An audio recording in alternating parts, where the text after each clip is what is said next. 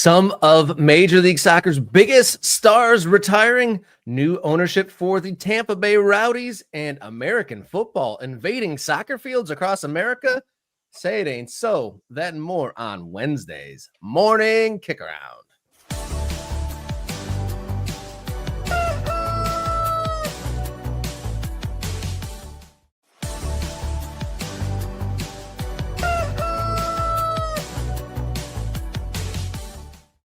Hello and welcome to the show. You found your way to Morning Kickaround, where we talk about the world's game being played right here in the United States of America. My name's Robert Kerr, local soccer guy. He's Jason Davis, radio soccer guy, and together we do Morning Kickaround Mondays, Wednesdays, Fridays, and on demand on the YouTube channel.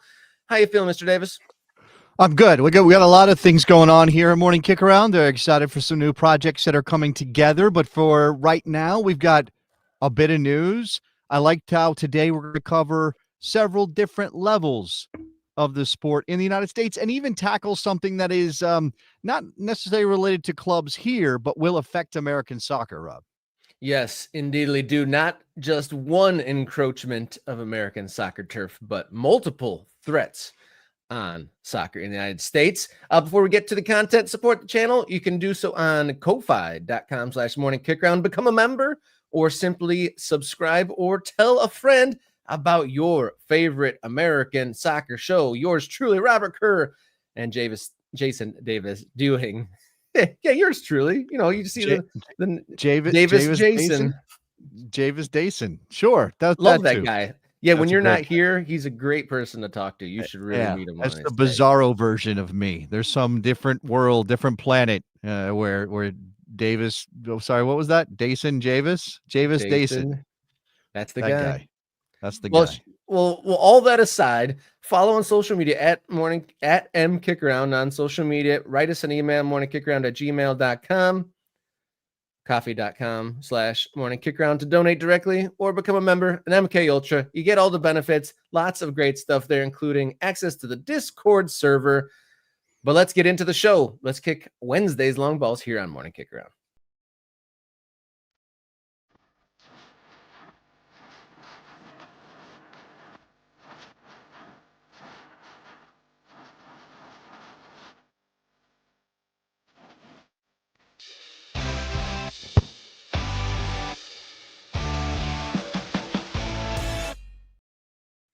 Kicking the day off with big news.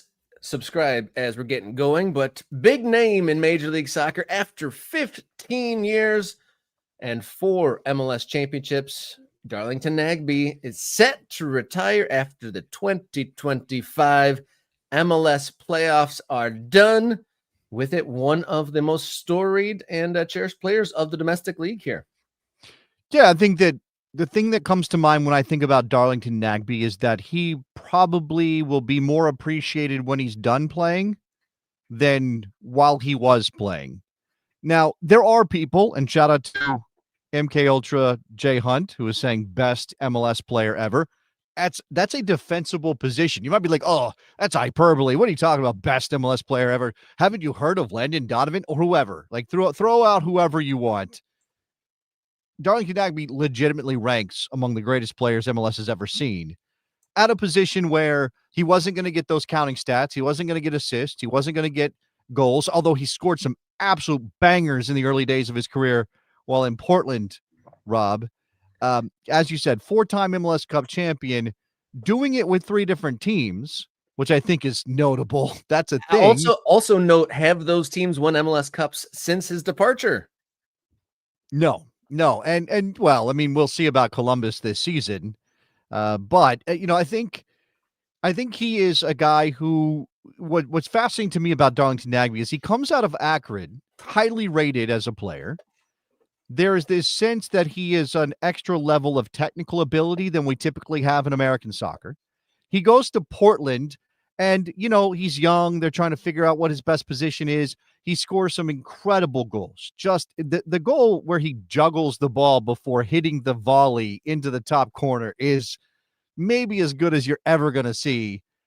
But he wasn't going to be able to live up to that, number one. And number two, it wasn't it wasn't his best position anyway. Whatever it was that got him into the box to create those moments, Darlington Nagbe was best used between the boxes. He was best used as maybe the most ball secure midfielder this league has ever seen. Impossible to take the ball off of him, able to dribble himself out of trouble, just pressure proof was Darlington Nagbe, Rob. And if you care about the game, if you pay attention, you recognize the value of a player like that. And so, that thing about was he exactly what people thought he might be from his earliest days? No. But did he fail to meet a standard that we set on? No, because he just moved from one kind of role to another. And then we could talk about the national team part of this story too, because that's mixed up in it. Yeah, it certainly is. But seeing him in person, I wish I would have seen him in person younger. I didn't see him until he got to the Crew. And you're right about ball security, press resistance of this player. If the ball got near him, and he was more often than not in the right place to receive a pass from a player under pressure, but him under pressure, basically, if you got the ball to him, you were not going to lose it when it was under his spell. Two players around him, okay, a touch, get past him, pass it on to the next player. Yeah, and it was just like a machine. And a lot of what has gone so well for Columbus Crew, the way they're able to play in that fluid system, is that he's kind of like the brain of the Megatron with all the places switching out. Yeah. The fullback's gone up to forward, the forward's covering back, but Darlington Nagbe is that guy in the middle, receiving and distributing, keeping that whole machine running. And it's no coincidence that he has won in every stop that he's made in his career. And the success at those places hasn't been to the highest level since he's left. Not to be too reductive about this, right? Because you got to give some credit to his teammates and the coaches that helped him win these titles, right? He was part of a team in Portland that won a title. He was part of a team in Atlanta that won a title, part of a team in Columbus that won it. Where did he win to? Which team did he win to with? Not Atlanta. Was it Columbus he won two with? Yeah, I've got it up here somewhere. I think that's right. I think he won two in Columbus. So the thing that I don't, again, without being reductive and without taking away credit from his teammates and his coaches. Two in Columbus, 2020 and 2023. Right. Darlington Nagbe may have been the biggest reason. I mean, in a team sport, it's tough to say, but the biggest reason that his teams won titles.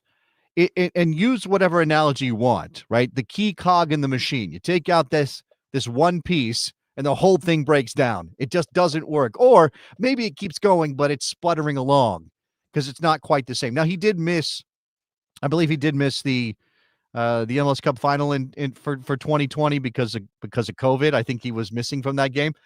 But he helped that team get to that point to be able to win that title, right? And obviously, he has been crucial in several places, which only says, especially in a midfield position, how much centered around him. Now, if you took him out of those teams, do they win those titles, Rob? Can we prove that? No, obviously not. I mean, like you said, there's a lot of people on the field, but you got to say, Atlanta much better during that era. Portland much better during that era. And Columbus has benefited. Yeah, I mean those teams benefited from Darlington Nagbe there. I just without making it about his national team career, because that doesn't take away from what he did in MLS or the trophies that he won or how important he was to those teams. And also keep in mind that there are lots of people who will probably ding Darlington Nagbe because he never went abroad. He never took his talents to play in Europe, and he absolutely could have thrived in I think in almost any situation. He would have found his way. I do think he was that good. Again, I can't prove that because he never did it, but that's the sense I have. And lots of people who watched him play and know the game inside and out would tell you as much. He was clearly a homebody. He was the guy who wanted to be close to home. It's why he went back to Columbus after the Atlanta period. It's why went back to Ohio, rather. It's why he chose not to play for the national team as long as he could have, right? He was part of the 2018 failure to qualify, not his fault, but he did not continue on with the national team, maybe because of that experience, but also because he didn't want to be taking the trips all over the world during international windows. He wanted those moments to be with his young family. And I don't know that I can't criticize him for that, but it will be a factor in how people see his career. Yeah, kudos to him. I mean, an example of someone prioritizing their family, and especially difficult. I'm sure there's plenty of players who would like to do that, but the outside pressures of having a public-facing position and a position people envy to be in, to take all opportunities that are given your way. It takes a lot of character to say no to an opportunity, and kudos to him. And I wonder if there'll be more folks out there rallying for Columbus, seeing as how this will be his last year. Also, side note, did Caleb Porter kind of make a career out of having Darlington Nagbe in his squad? You know, he came up with Akron together. They came up in Portland together. You know, how much Nagbe free success has Caleb Porter had? Very little to none. Yes, that is a good point.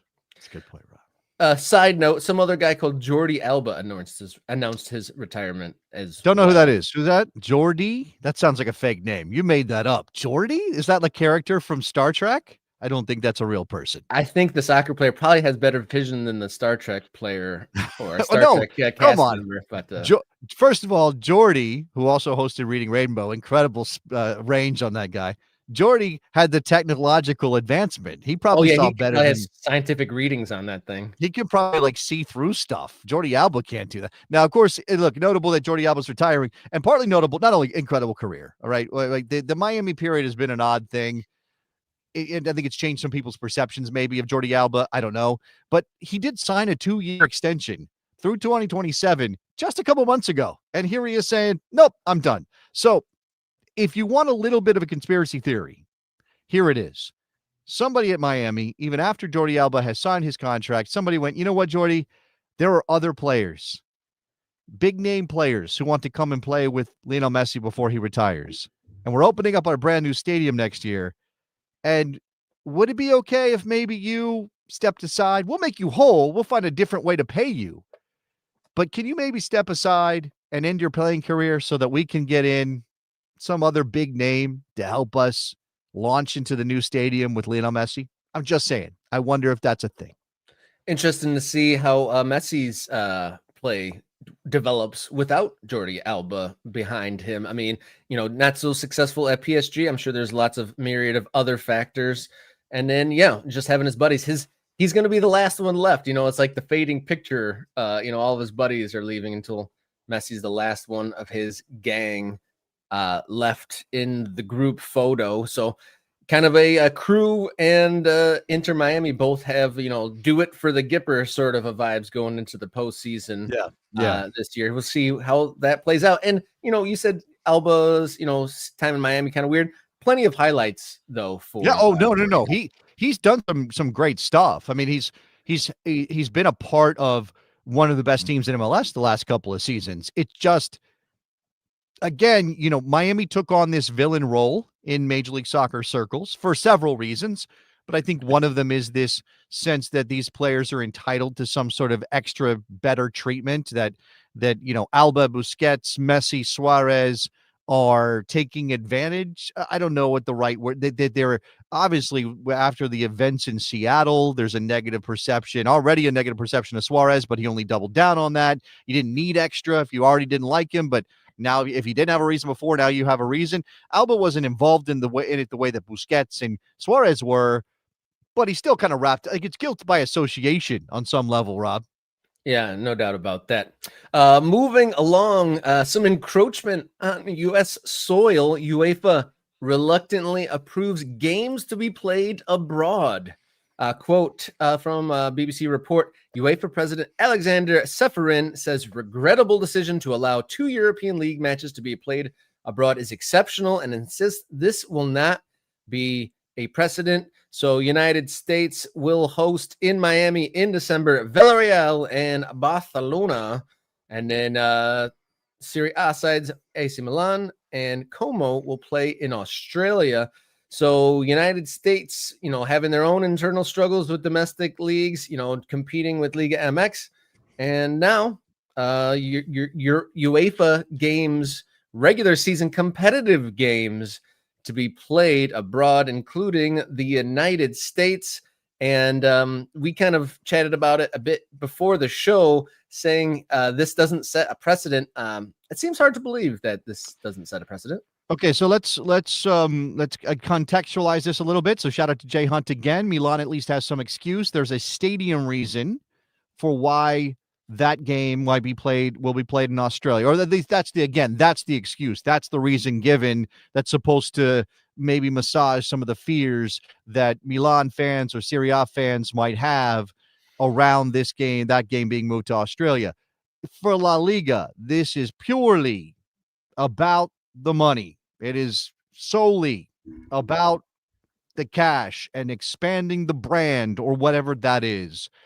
And so when we heard this was the plan, okay, first of all, you have to remember that there was a lawsuit in American courts over this idea. Relevant Sports, a promoter of soccer matches in the United States, said, we want to bring La Liga to America. And U.S. Soccer, as the custodians, the guardians of American soccer, went, well, no, actually, that's not cool. We don't like that. That encroaches on, again, the American game. At which point, because of laws in the United States, because of, as mentioned in the UEFA statement, the regulatory framework that we have in the U.S., there really was no way to stop it. Relevant won the lawsuit. U.S. Soccer settled with Relevant, knowing they really didn't have the ability to push that case to say, we're going to, because again, what power does U.S. Soccer, as just a regulatory body of soccer, have to say a business can't do business in the United States? That is not the way of things in this country. So Relevant wins, or effectively wins. This announcement comes out. This thing gets pushed to UEFA. UEFA then realizes they are stuck as well, boxed in by the law. This is what this is about. So when Sefrin says, while it is regrettable to have to let these two games go ahead, the decision is exceptional and shall not be seen as setting a precedent. Our commitment is clear: to protect the integrity of national leagues and ensure that football remains anchored in its home environment. I don't think this is a man speaking out of both sides of his mouth. I don't think this is Alexander Sefrin saying something he doesn't believe in with that quote. I think this is Alexander Sefrin and UEFA going, what can we do? Our hands are tied. And I don't know, as a fan, I don't know where to direct my ire. I think I should be, because I don't like this, right? Like, I don't like this idea. And it's not just because of a protectionist streak I have about American soccer and how this encroaches on American soccer. It makes it harder for the product here domestically to capture the attention of soccer fans. I think that ship has sailed largely because of television.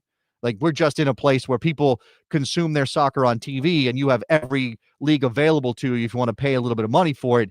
What does it matter if Barcelona and Villarreal play a game that matters in the United States?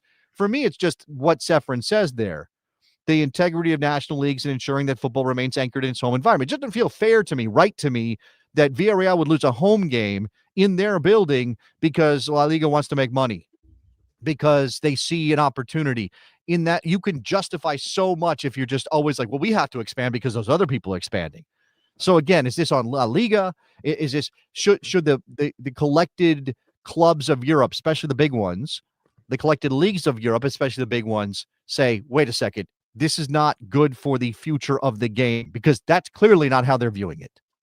I think you hit on it, one of the worst tropes of our times, Jason, is the leaders of businesses and industry, and you could filter down to individuals too, saying, if I don't do X thing that's morally bankrupt, then someone else will. And we've been kind of like living through that for, a generation or so. And it's led us to all these places where there really isn't a lot of grounding and a lot of things. And I know this is just a soccer game one time, supposedly, between two Spanish teams. Oh, it's not in Miami. You mean it's one game in a season? But yeah, look, it's not crazy. Now, look, we're in this place in our country, not just in sports, not just in soccer, where you can say you talk about the potential slippery slope, and people go, oh, that's crazy, that's never going to happen. That's too far. You're being ridiculous. But then things happen that kind of back up this idea that, yeah, these things can still happen, even if we don't believe they can, or we think that we have some laws in place, or we all agree that these things aren't supposed to happen in our country. They're happening, right? Yeah. I think this is one of those things where you go, oh, it's just one game. Oh, it's just one game. They just want to play one game. Villarreal is giving up a home game. They're going to make some money. It's one game. And they're playing in Miami, right? That's a massive market for Spanish football anyway. One game. There is a world I don't know how far down the road it is, but there is a world where Real Madrid, Barcelona, many of these big clubs play most of their games outside their home markets, or have a secondary competition that they're involved in that involves playing outside their home markets. As again, we go back to a Super League concept or something that sort of breaks apart the traditional structures and competitions that currently involved in, or we have in place, and something new happens because look at what's going on now. U.S. soccer, nobody can stop these games from happening outside of the home country, happening in the United States. There's money to be made. Let's go. And when you've got people like Florentino Perez, when you've got these people in charge who only see growth as worthwhile and everything else, well, who cares about anything else? It's about growing. I think there is at least some reason to be worried about a future like that. Yeah, this quote saying it's not precedent. If it's not a precedent setting, it has ripple effects small and wide from the towns that these teams play, and not only those local folks don't have a game to go to. The schedule is no longer balanced like it used to be.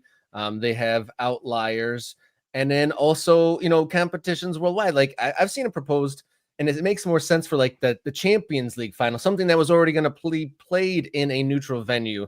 There. That seems like more of a natural fit, but also more restrictive. Potentially every single team plays. Yes. Overseas. Yeah, and again, I think soccer has some guardrails, and because the sport has so many expressions in so many places, it's different. But of course, this is the same idea that the NFL has had. This is the same idea that the NBA has had, that Major League Baseball even has had. We're going to take our games and play them in other countries because that expands our market and makes us more money. I really want to address this, which is the competitive element of this. From Too Many Burgundies, not to talk about breaking the balanced schedule, this is a Barcelona away game at Villarreal. Now they will have one less away game in exchange for a neutral venue that will support Barcelona. Yep. Real Madrid. Now, in a different context, Real Madrid is going to be all for something like this.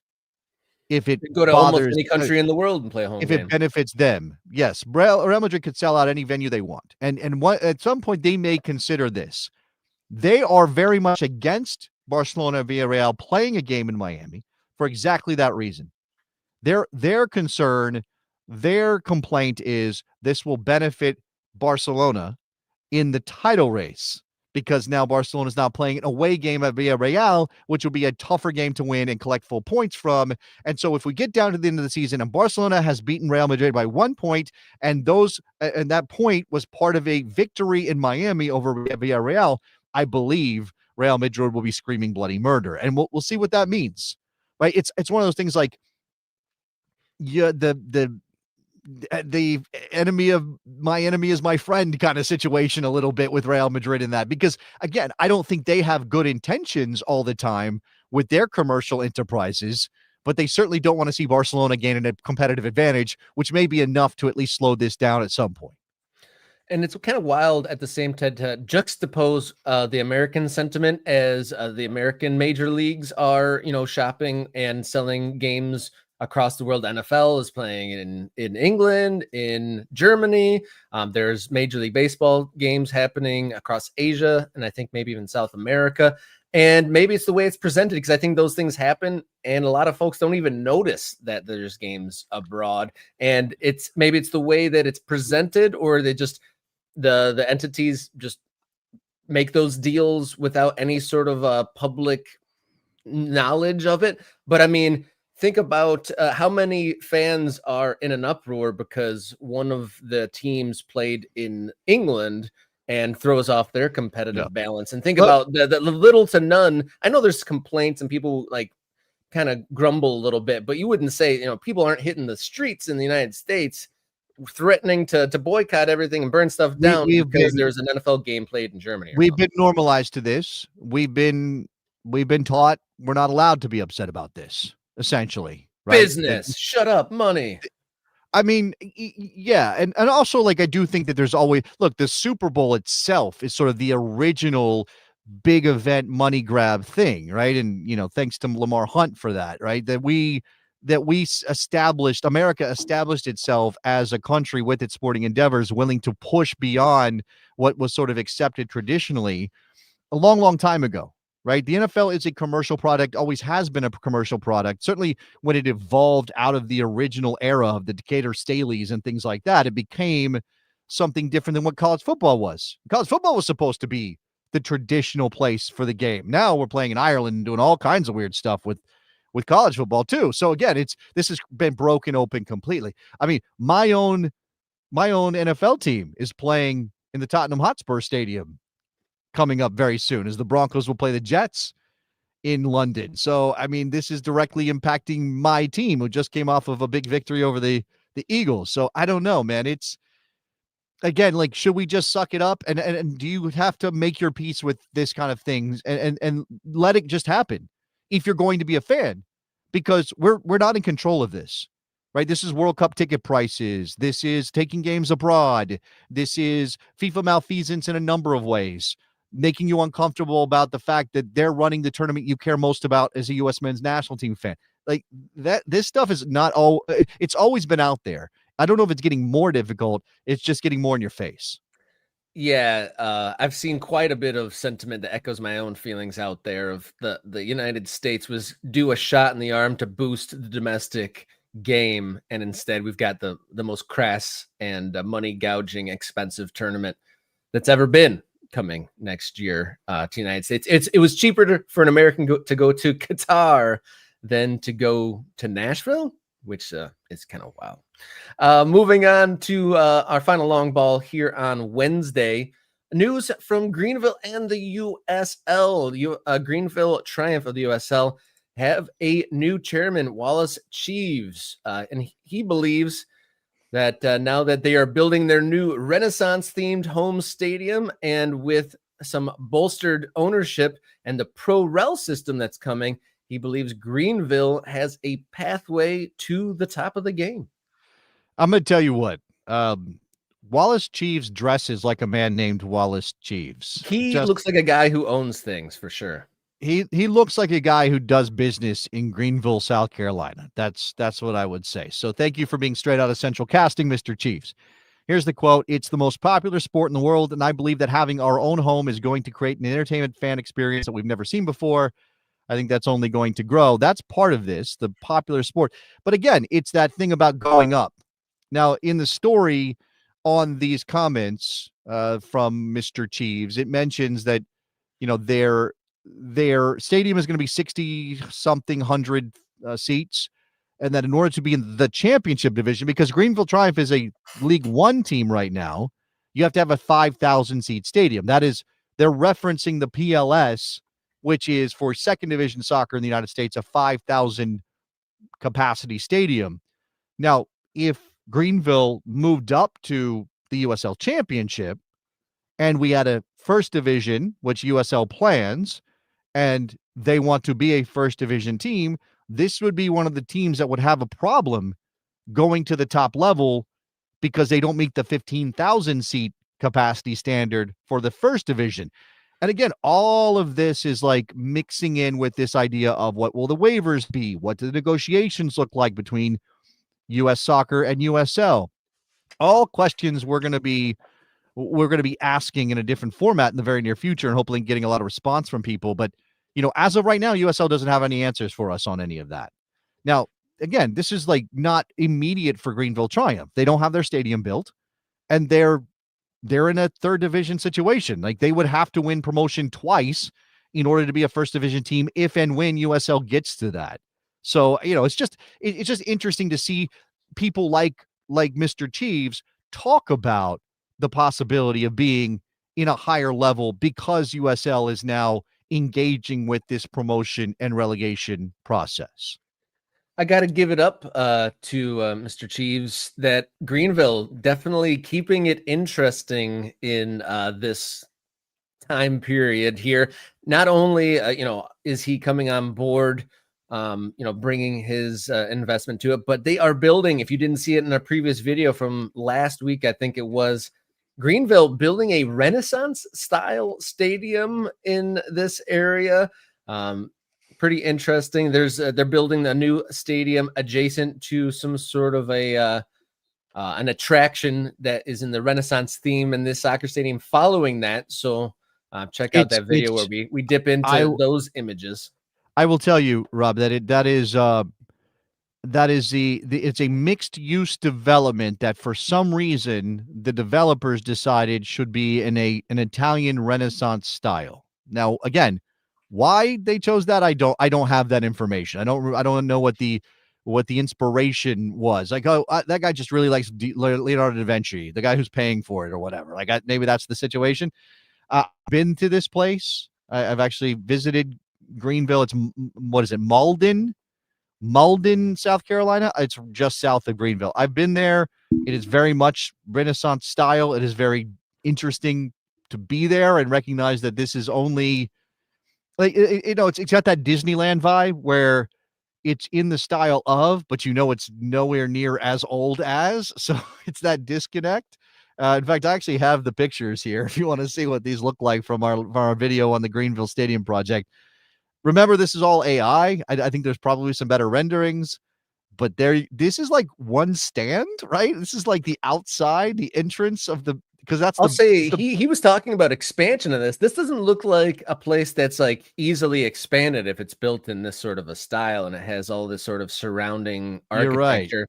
Right. And it seems like, unless there was no buildings behind like one of these sides and that's able to just like be thrown up into like a huge grandstand, this looks like pretty set sort of a look there. But shout out to the AI goalie who still doesn't look like he's feeling very good, but definitely keeping it interesting. And not to forget, here in Greenville, they're also one of the members of the ownership group, the one and only Ronaldinho and his brother. They brought in his brother, then Ronaldinho. So definitely Greenville keeping it interesting. Their new chairman saying that this stadium and the new Pro Rel system that's coming in could give Greenville Triumph and the women's team a pathway to worldwide notoriety. Worldwide, the big dreams. Worldwide. I don't know. I always love it when local ownership of clubs in places like Greenville, South Carolina, talk about things like worldwide notoriety. I'm not even sure I like it when MLS teams do that stuff. He referenced Wrexham in there too, Okay, well, there we go. Interesting times in Greenville. I was going to say, Ronaldinho. I know it doesn't work this way in Brazil. It'd be great if his brother's name was. So it's Ronaldinho Gaucho, right? That's Ronaldinho Gaucho. It'd be great if his name was like Donaldinho Gaucho or something, like just to keep it. We got a Ronald, we got a Donald. They're both the Gaucho brothers. That's not how that works, though. Well, to quickly move on from that, I want to herald Victor Castro Lopez as our latest new member of the Morning Kickaround channel. Shout out to Victor. Thank you for joining the movement, helping us dot the map. And I saw that on the Morning Kickaround Discord server, which you can get access to as a member, there were quite a few new coordinates for us to dot the map. I gotta dot the map. I fell behind. I was doing some video editing. I was planning out some big projects we have for the show, and I gotta get in there and dot that map, Rob. Yeah, and be like Victor. Become a MK Ultra. $3.99 a month gets you all sorts of perks like early access to videos, bonus content, and access to the Morning Kickaround Discord server. Great conversations going on there, from Pro Rel manifestos, USL conversations, MLS, Pro Rel, just general conversations, as well as your place to dot the map and submit questions for the show. So great, robust conversations happening there on the MK Discord server. All right, we're only halfway through Wednesday's show, so we're gonna sip our coffee, catch our breath, come right back with the big question about Tampa Bay Rowdies' new ownership group here on Morning Kickaround.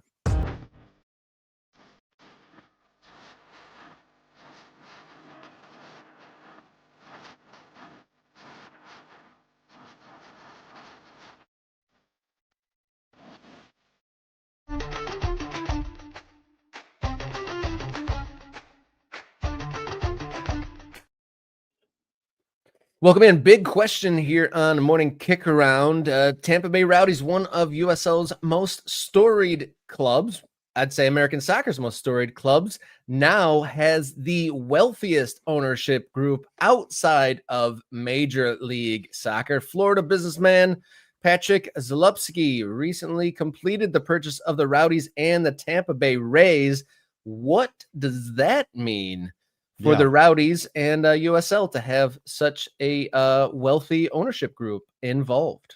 So this is okay. Yeah. This what last week you can see it's dated October 2nd. This is from the Rowdies website. An ownership group led by Florida-based business executive Patrick Zalupski has acquired control of the Tampa Bay Rowdies as part of the recently completed purchase of the Tampa Bay Rays. The sale of the Rays and Rowdies to the new group by former principal owner Stu Sternberg was finalized on September 30th. It mentions what happened for the Rowdies under Sternberg's leadership. He, by the way, bought the club from Bill Edwards, who owned the team between 2013 and 2018. Bill Edwards is the guy that got their stadium to be one of the better second division stadiums in American soccer. I mean, obviously there was some plans around expanding it. Things haven't really come to fruition there. There was talk about MLS. There were MLS hopefuls for a little while. I think that Bill Edwards sale to Stu Sternberg was supposed to, in a lot of people's minds, maybe push Tampa into a conversation about getting an MLS franchise, which obviously didn't happen. You do wonder how much Orlando's presence in Central Florida impacts, whether or not Tampa could be a team in Major League Soccer, whether MLS would be okay with any of that. But the reason to talk about this, not just because of the event of the sale, but because our friend Mike Pendleton put this on Blue Sky, and I thought it was interesting. I just realized the Rowdies now have the wealthiest men's soccer team ownership in the U.S. outside of MLS and might be among the wealthiest D2 teams in the world. Let's see if anything comes of that. Now, Mike is not giving us the research on this, so we're kind of taking it at face value that he's right about this, the wealth of the ownership group for the Rowdies compared to other second division teams, or certainly compared to MLS. If you got enough money to go buy a Major League Baseball team, then you probably have enough money to be the wealthiest D2 owner in America, right? That's probably true. What I guess we're concerned about here, Rob, is whether or not the Rowdies and Sternberg, there's some nice things happened, but they were kind of along for the ride with the Rays. And it's not just that this would be the same situation, that the Rowdies would be along for the ride with the Rays for the new ownership. It's also that the new ownership is talking a big game about finding a stadium solution for the Rays. If you're at all a baseball fan or aware, you know how much of a joke Tropicana Field has been over the years. And then they have the health rating is one of the lowest places in Florida. They had hurricane damage that really impacted their ability to be, to host proper major. There's lots of things that go on. They want to build a stadium, and Zalupski is in the media talking about doing something similar to what the Atlanta Braves have done in Cobb County with the Battery, which is a mixed-use development complex around Truist Park. So this is what Zalupski is saying, that they want to go and build something like that. I don't know where. I don't have the geography down of Tampa to know where. I think he's saying St. Pete. Sorry, not Tampa, St. Pete. So they want to keep the team in St. Pete. That's why they'll be the Tampa Bay Rays, right? By the way, that's, again, where the Rowdies play. They play in St. Pete on the waterfront as well. Beautiful. And, I mean, again, we are in a beggars can't be choosers situation a lot of times with American soccer. We can't really get all in our feelings about, we want our own independent ownership, somebody who really cares about the game. We don't want to be a second thought. We don't want to be the redheaded stepchild of an ownership group that is really more interested in their baseball property or their NFL property or whatever. We can't really, because we're still working on this thing. And if we don't have Zalupski buying the Rowdies as part of the Rays package, what happens to the Rowdies? Do they end up in hands that aren't as in pockets that aren't as deep, rather? And then that means that the team could suffer. But at the same time, you do wonder if there will be any significant investment. There's a thread that goes with Mike Pendleton's post about that statement about the wealth of the Rowdies ownership, in which he and another Rowdies fan basically go, nothing's going to happen with this. not going to mean anything for us. It's just going to be the same as it's always been. Is that bad necessarily, Rob? Or like, should Rowdies fans get to be more demanding? Is a good question. That is a good question, because just because someone has a lot of money doesn't mean they're necessarily going to spend it on your toys. So I think it's got to be a wait and see sort of a thing for them. Obviously, they were already one of the more successful and well-resourced teams in the division they already played in. And so I'm sure they already had some expectations and questions of the ownership group there. I'm sure you could test the boundaries and, push on the new guys in town for the things that you want. Okay, but this is happening. This is happening right as USL is lining up their new structure and talking about first division football. And when we did our first division video, when this news dropped, and we speculated, it was just our picks, right? We weren't necessarily diving in deep on the details of what these teams brought to the table or what PLS standards what PLS they could meet, what they couldn't. But Al Lang Stadium seats 7,227 fans, Rob. That's not 15,000. It's not big enough on its own to meet the PLS. They would have to get a waiver for Tampa if Tampa was going to be the first division team. And I guarantee you that those Rowdy fans, and especially when you consider the legacy of the club, not just the NSL version, but the modern Rowdies, would say we're a first division team. If USL is doing first division, the Tampa Bay Rowdies should be in the first division. But apparently you're going to need an ownership group who's very concerned about building a mixed-use development around a new stadium for the Tampa Bay Rays to put money into expanding Al Lang Stadium, to go back to that plan that they had maybe for MLS, or do something similar to get to the capacity necessary to qualify for first division soccer. That might be a big ask. You're asking me, can Rowdies fans ask for more? Asking anyone to build two stadiums consecutively at the same time is a huge ask, no matter how deep the pockets are. I mean, St. Petersburg and Tampa Bay, obviously on the water, and I'm sure things are packed tight as far as real estate there. So I think that might be a big ask. And when I was thinking about this a little bit as we're talking, do you think this also is an indication of a change in opinion? It could just be lumped in with the Rays sale to a degree, but we're talking about Bell Tower and the private equity that's going into the USL league level. And I, put my thought out there that maybe this is a turning of the tide of these large money, private equity and huge, investment class sort of moneyed organizations. Is that tide officially turning where USL and USL clubs are a viable place to put their investment? I mean, if you look at what these gentlemen that got involved with, these are guys that are in those core industries that are always getting returns. So Zalewski, he's a home builder in Jacksonville, and he's joined by Bill Cosgrove, who is a CEO of Union Home Mortgage, and then another gentleman called Ken Babby, who's the CEO of multiple minor league baseball teams. And so especially the front two guys that I mentioned, home builder and a mortgage company, and mixed in that with the USL investment, the league level from private equity firms, he seems like a different color collar on these investors than USL has typically had in years past.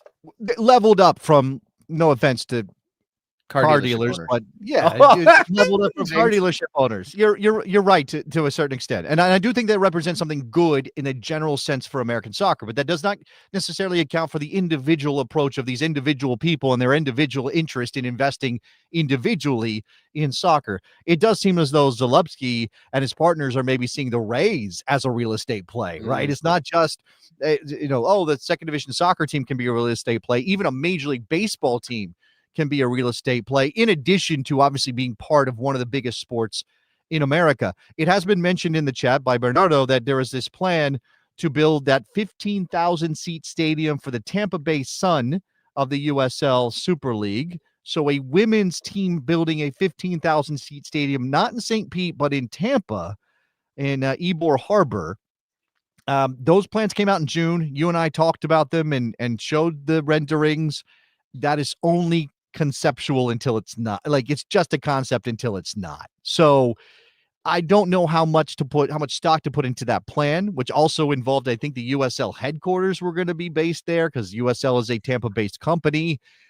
It's 15,000 seats. It would reach the standard for a first division men's outdoor league, but this is not shared ownership. Tampa Bay Sun is owned by somebody else. This would have to be a relationship formed between two completely different groups in order for the Rowdies to move there. And again, the Rowdies have roots. Al Lang Stadium has been their home for a long time now in St. Pete. So how does that play out again among the fan base? Not for me to decide. If you're just like, oh, who cares? Move into this one so you can be first division in men's soccer. But I don't know if that's necessarily as easy as it sounds. No, nothing never is ever as easy as it sounds for simple tasks, let alone building stadiums, multiple stadiums in established cities across the United States, and in things in Florida just generally hotting up. Stadium plans left, right, and center. There was some Pensacola news, obviously the at Miami FC stuff, and Inter Miami building a stadium, and so all sorts of business and stadiums and club happenings in the state of Florida. We might have to have a soccer specific or a state specific segment on all the happenings down in Florida. Densely dotted Florida is becoming. All right, we got one more segment on the day. Be like our new member Victor. Become a MK Ultra, $3.99 a month. Become a member of MK Ultras, and you get priority access to commenting on live streams, early access to videos, and access to the Morning Kickaround Discord server. You can also contribute outside of the YouTube hemisphere. Ko-fi.com/Morning Kickaround. All right, one more segment to go. Let's do a little bit of U.S. soccer being weird here to round out Wednesday's Morning Kickaround.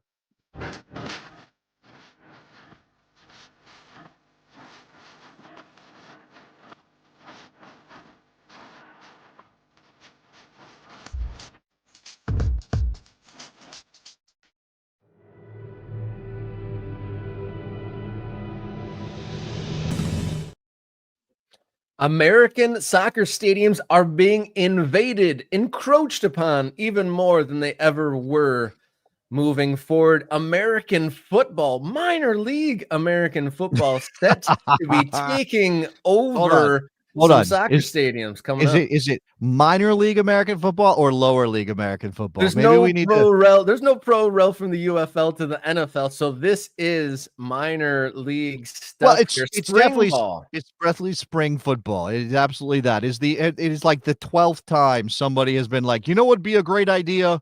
Spring football. Americans love football that much. I'm not so sure that's the case, but that's not why we're here. What are we here for, Rob?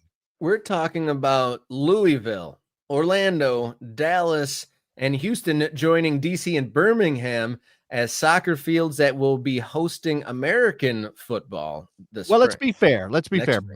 Birmingham Legion, soccer team, play in a football stadium. Protective Stadium is a football stadium. They just happen to be tenants there. And there's college football that happens in that building too. So adding the Birmingham Stallions that's not really a cause for concern. It wasn't a soccer stadium to begin with and got, taken over by American football. That's not the case. But in the case of the Dallas Renegades, who are moving from Arlington, Texas to Frisco and changing their name to Dallas for some reason, they're going to be playing in a soccer stadium in Toyota Stadium. You already had, as you mentioned, the DC Defenders who play at Audi Field, home of DC United and the Washington Spirit. You got the Houston Gamblers who play in the Houston Dynamo's home stadium, Shell Energy Stadium. You've got the Louisville Kings who are moving into Lynn Family Stadium, the soccer stadium built for Louisville City. And obviously you have Racing Louisville playing there as well. You already have Orlando Storm playing in the home of Orlando City of Major League Soccer. St. Louis plays in the Dome, so that's not the thing. So is that the Rams' old stadium, the big one? Yeah, it's the big one that they don't have a football team for anymore. I think my instinct here as a soccer fan is to go, what the hell? Like, what are you doing to, again, soccer has always been on the other end of this. It's always been soccer has had to find ways to play And that has meant playing in NFL buildings or at the Horseshoe in Columbus or the Cotton Bowl in Dallas. So we're going to have soccer in the Cotton Bowl again.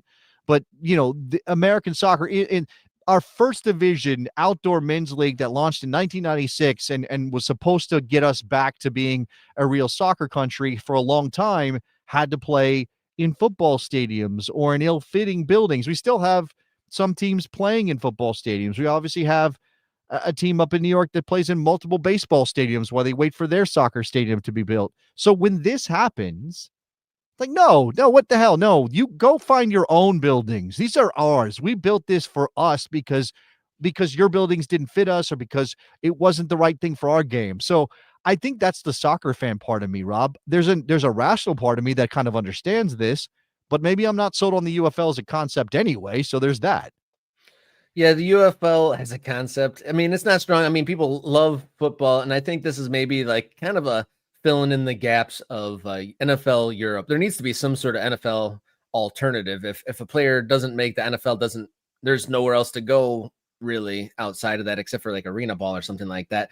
But I think we shouldn't necessarily. Wait, hold on. Why? I'm gonna unpack that for a second. There needs to be a place for players who can't make the NFL. Well, there seems to be some people feel that there is a need for some place. I mean, we wouldn't have the Kurt Warners of the world, but that's only okay. So we've got a chicken and egg problem here, right? I'm not saying you're wrong. I mean, just kind of unpacking what you're saying, because that sense of there should be a level for players who aren't ready for the NFL or aren't good enough for the NFL to play football. But that in and of itself is not a reason to do it. A reason to do it is that there are enough people to fill up a stadium to watch a team play, right? This has to be a business first proposition. Now you're talking about playing out of the traditional season for American football because you believe there's a demand. I mean, The Rock is involved in all this stuff, and we've had multiple spring leagues come and go because of this, right? So I don't look, I love football. I grew up watching American football. I'm still a very big American football fan.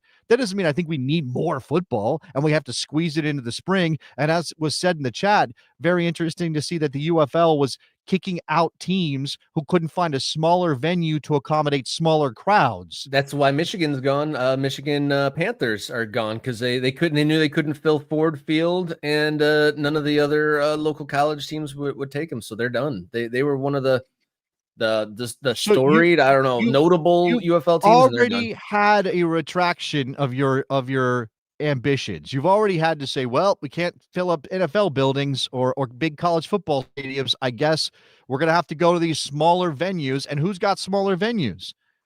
Soccer. Major League Soccer. Soccer in America has got smaller venues. And of course, one of the other things for soccer fans is not just like you're encroaching on my turf.